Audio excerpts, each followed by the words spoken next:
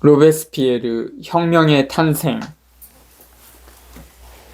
공안위원회는 실제로 격양파에 대해 무력했다. 위원회는 고민에 의지할 수 있지만 고민의 여러 구들의 문제로 정신이 없고 국민방위대는 믿을 수 없었다. 공안위원회는 폭동에 좌우되었다. 용감하게도 위원회는 행동을 결심했다.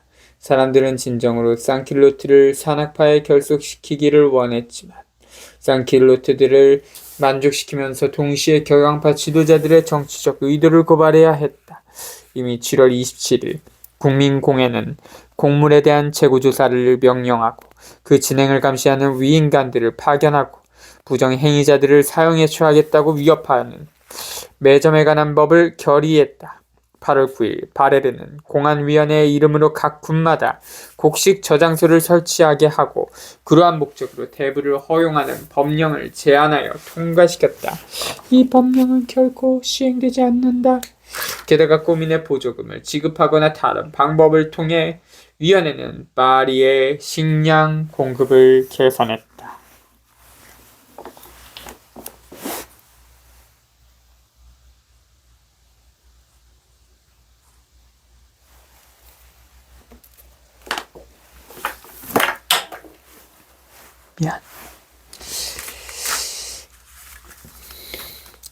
동시에 로베스피에르는 격앙파 지도자들에 대한 투쟁에 착수하지만 정치적 차원으로 한정하고자 노력했다. 8월 5일 자코벤 클럽에서 한 격앙파가 당통을 비난하자 로베스피에르는 당통을 변호했다. 7월 26일 당통에 대한 그의 위협에 비춰볼 때 그가 이번에는 당통에게 아무리 하찮은 비난이라도 제기할 권리가 있는 사람은 아무도 없다라고 주장하는 것이 전적으로 진심에서 우러나온 말인지는 의심해 볼 수 있다. 그러나 로베스피에르로서는 지롱대파 지도자들 외에 국민공회 의원들에 대한 위해 행위를 방치할 수 없었을 것이다. 그리고 곧 그는 자크르와 르클레르의 정치적 목표를 비난했다. 권력인가? 8월 7일 자코벤 클럽에서 그들에 대한 새로운 공격이 벌어졌다. 8일 그는 자크르와 르클레르가 8월 10일 새로운 학살을 준비하기 위해 마라의 가호를 내세우지 말 것을 국민공회에 요구한 마라의 미망인의 행동을 고무하고 지지했다.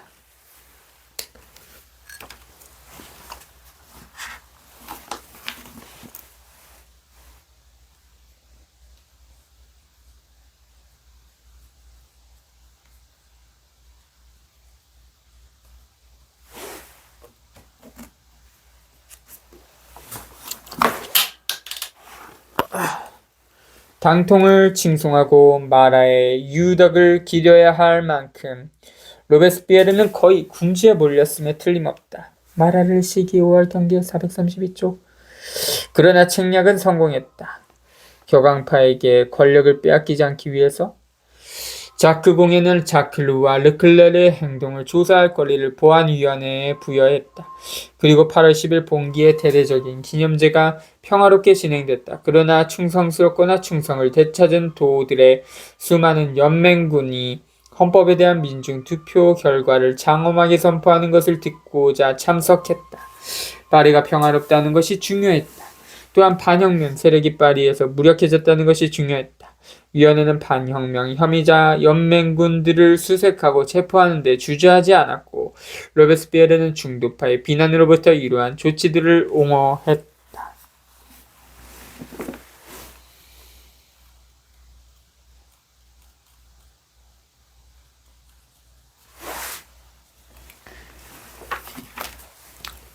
격앙파는 궁지에 몰렸다. 자코벤 클럽과 구의회의 성원들로부터 1792년만큼 환대를 받은 연맹군은 더 이상 파리를 두려워하지 않고 열성적으로 산악파에 합류했다. 그러나 다른 종류의 위험이 공안위원회의 정책을 위협했다. 그 위협은 아주 간단하게 국민공회의 다수파, 즉 거짓으로 혐의를 벗은 지롱대파, 평원파의 인물들, 그리고 당통파로부터 시작됐다. 7월 10일 공안위원회에서 축출된 후 그 위협의 은밀한 주동자가 되는 것은 바로 당통이었다. 그리고 그는 공안위원회 안에서조차 위원회를 전복하기 위한 공모를 기대했다. 1차적으로 티리오가 있었지만 랑데와 바레르도 마찬가지다. 아마 헤로드 세셔도 그랬겠지만 역사가들은 이 문제에 대해 전혀 합의에 이르지 못하고 있다.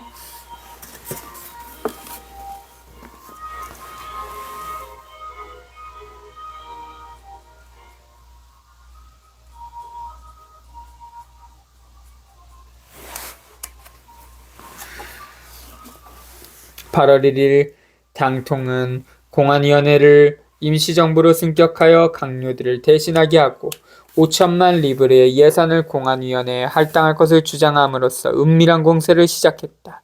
로베스피에르는 이 동의안이 사실상 정부 전체를 마비시킬 것임을 입증하여 무위로 돌아가게 만들었다. 8월 1일 당통은 8월 10일 기념주를 맞아 모든 반대들에 대한 1만 서면을 제안하여 새로운 공세에 나섰다. 서면은 공안위원회에서는 바레르의 지지를 받고 공안위원회에서는 당통의 친구들에 의해 되풀이되었지만 로베스피에르와 쿠퉁의 개입으로 거부됐다. 반대파는 다른 문제에서 더 유리한 대결의 장을 발견한다.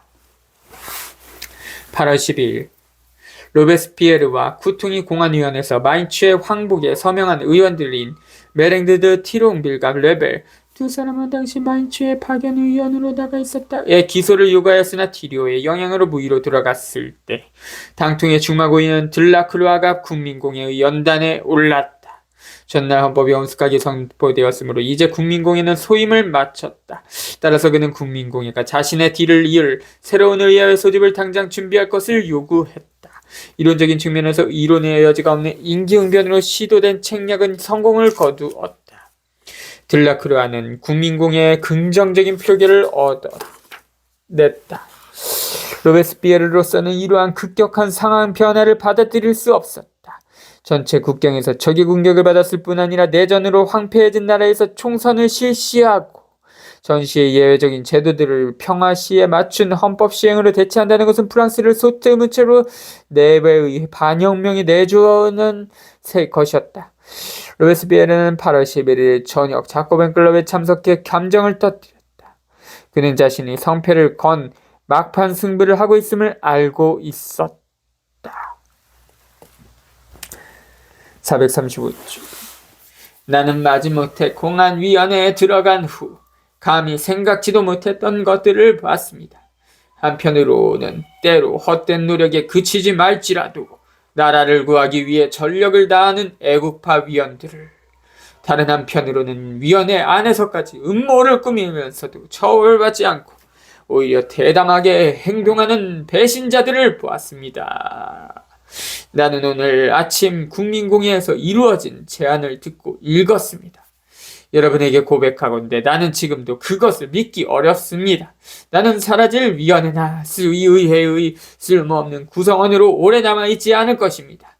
나는 내 나라의 행복을 나 위해 나 자신을 바칠 것입니다. 내가 예견하는 일이 일어난다면 나는 위원회에서 탈퇴할 겁니다.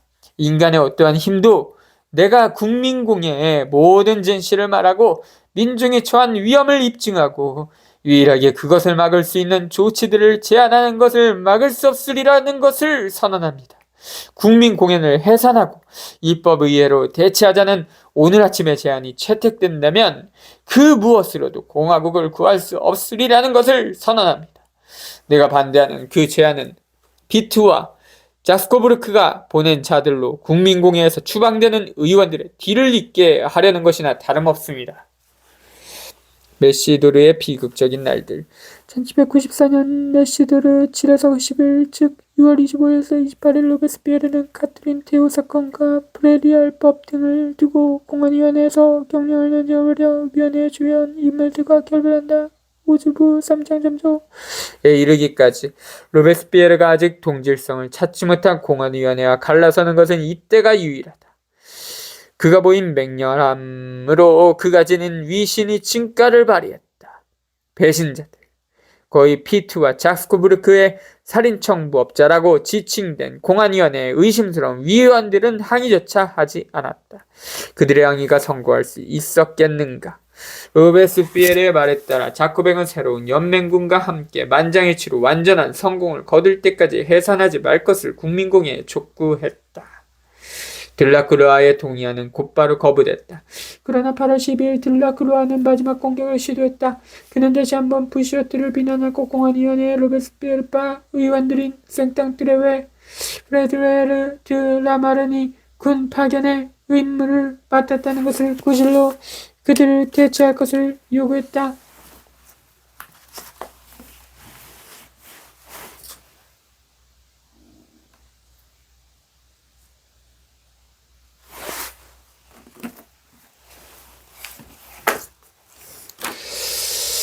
국민공회는 그를 따르기를 거부하고 위원회의 모든 성원들을 한 달간 유임시켰다. 이후 국민공회는 의미심장하게도 로베스피에르를 의장으로 선출했다. 자코벤 클럽은 그보다 며칠 앞서 그를 클럽의 의장으로 선출했다. 그러나 로베스피에르의 승리는 취약했다. 방대군은 리숑에서 리송, 방대도의 도시 격퇴됐지만 반대로 키스튼의 후임자인 킬맨, 샤르르와드 사울드 클맨 1751년부터 1799년 은세자르 기지를 내주고 아라스로 퇴각했다. 그는 곧 해임되고 우시아르로 대체되지만 파리로의 길이 뚫리고 말았다. 공안위원회는 군사작전의 전문가로 2명의 위원, 즉 카르누와 그의 친구이며 군비를 담당할 프리웨르 드 라코트도르를 영입했다. 그리고 영국의 관망이 위원회에 숨돌릴 여유를 줬다. 영국의 총리 피트는 요크 공작기에 오스트리아군과 따로 떨어져 됴케르크를 공격하고 그곳에 교두보를 구축할 것을 명령했다. 오스트리아군의 장군 코브루크는 혼자 파리에 진격하는 것을 주저했다. 그는 오랜 관리에 따라 계속해서 전선의 요새들을 함락하는 쪽을 선택하고 르케누아를 포위 공격하러 갔다.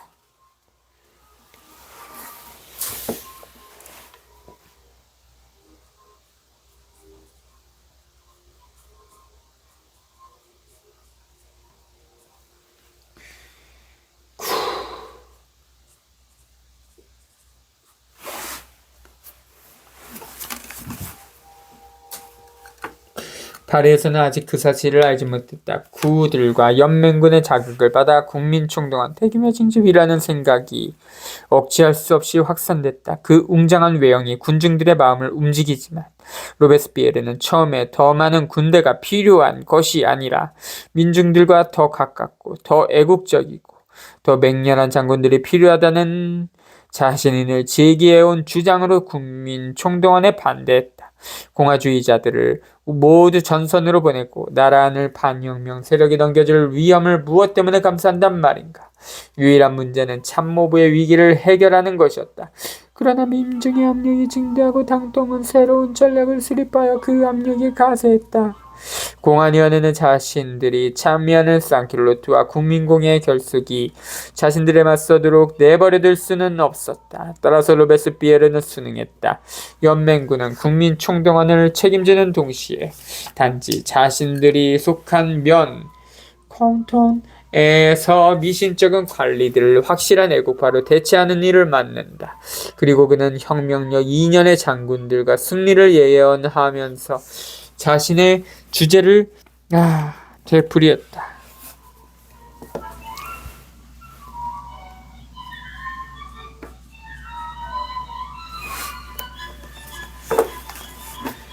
결국 우리는 싸워 이기기로 결심했으므로 승리는 확실합니다. 우리는 배신의 족쇄를 깨뜨리는데 민중의 재능으로 충분하다고 너무나 쉽게 믿었습니다. 우리는 배신자들에게 너무나 관대했습니다. 공화국을 구하는 데에는 3명의 영웅으로 충분합니다. 그들은 병사들 속에 숨어 있습니다. 그들을 찾아내겠다는 의지를 가지십시오. 그러면 진정으로 국민의 신뢰를 받을 자격이 있는 장군들을 발견하게 될 것입니다. 프리웨르드라 코트로돌 1763년부터 1832년 프리웨르 드라 코트도르는 별칭이며 원래 이름은 프리웨르 듀베르누아 클라우드 안토니 프리웨르 듀베르누아이다. 공병장교 출신으로 입법, 의회와 국민공회 의원을 지냈다. 르케누아 프랑스 북부 노르도의 도시 우시아르 장니콜라 우시아르 1738년부터 1793년 6월 라인군 사단장이 임명된 후 이어 북부권을 지휘한 장군 옹드스코트에서 승리하고 문행을 점령했지만 공안위원회의 명령을 어기고 태각을 명령에 계멸을 자초했다. 오타 같네요. 어기고일 텐데 어기로라고 써있어요. 파면당한 후 혁명재판소로 소환되어 1793년 11월 15일 처형됐다. 8월 23일 국민공회가 공포한 국민총동원이 부분적으로만 시행될 것임을 로베스피에르는 정확히 알고 있었다. 국민총동원이라는 발상은 열광을 불러일으킬 만한 것이었지만 실제로 실현은 거의 불가능했다. 그리고 어쨌든 그것은 결실을 보기까지 너무나 오랜 시간이 걸릴 일이었다.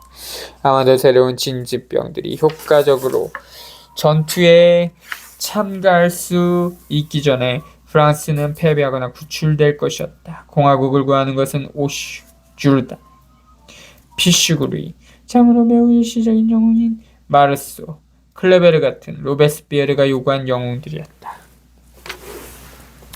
로베스피에르의 인도를 받은 공안위원회는 격앙파의 반대를 억누르고 당통파의 술책을 자초시킬 수 있었다. 그것은 위원회가 세계의 확고한 지원 세력, 즉 고민, 자코벤 클럽, 연맹군이라는 상킬로트와 진보적 부르주아들이 결속한 새 세력을 보유했기 때문이다. 8월 말 로베스피에르가 주장한 단일 의지가 혼란 속에서 대두하기 시작할 때 급격한 변화를 촉발할 균형의 파괴가 나타났다. 고민의 지도자들, 특히 자코벤 클럽을 지휘하던 에베르가 격앙파의 바톤을 이어받은 것이다. 벌론트 윤 전쟁터의 주르당 구체제 시기의 평민 하사관 출신인 주르당은 혁명을 열렬히 지지했다. 혁명기에 그는 장교에서 사령관으로 승승장구했다. 특히 그가 1794년 6월 26일 플레리스에서 거둔 승리는 프랑스가 오스트리아군과의 전투에서 우위를 차지하는 결정적 계기가 됐다. 페르디션, 디션 신부라는 뜻. 에베르의 이러한 변화의 이유는 단순했다. 육군부의 부쇼트와 뱅상, 클로츠, 독일 출신의 망명자이자 지론파 변절자 같은 과도에게 호전적인 몇몇 자코뱅들 또는 비오바렌과 콜로델부와 같은 극단주의자들과 친분이 두텁던 에베르는 국민공회가 아직도 전쟁을 끝까지 밀어붙일 단호한 의지가 없으며 공안위원회는 그것을 국민공회에 강요하기에는 너무나 유약하다고 생각했다. 에베르 자신은 세련된 품행과 명민한 정신의 부르주아이지만 동시에 그는 신문 페르디시안의 발행인으로 극히 교양 없고 원색적인 언어, 상킬로트 독자들이 힘들이지 않고 이해할 수 있는 언어를 구사했다. 아마도 선동적인 제의가 없지 않았을 것이다. 언론인으로서 그는 격앙파 지도자들의 인기를 시샘했다. 게다가 그는 민중의 감정을 간파하는 놀라운 능력을 지니고 있었다. 그는 격앙파의 강령을 되풀이함으로써 그들을 제거할 수 있다면 자신의 독자를 증가시킬 유일한 기회를 얻게 되리라는 것을 감지했다.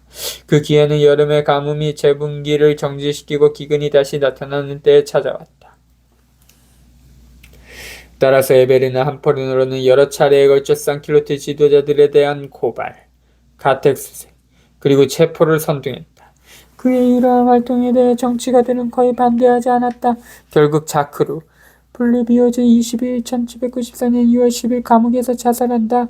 르클레르, 바를레, 클레르 라콩부가 몇 주 만에 힘을 잃는다. 379쪽, 425쪽. 다른 한편으로 그는 프랑스에서 가장 많이 읽히고 육군장관 부쇼트의 사무국 덕들이 배포해주는 덕에 군대에서 가장 널리 읽히는 자신의 신문에서 결상전, 공포정치를 통한 배신자들과 혐의자들 탄압, 경제적 규제의 강화와 같은 쌍킬로트들의 요구를 거침없이 주도했다.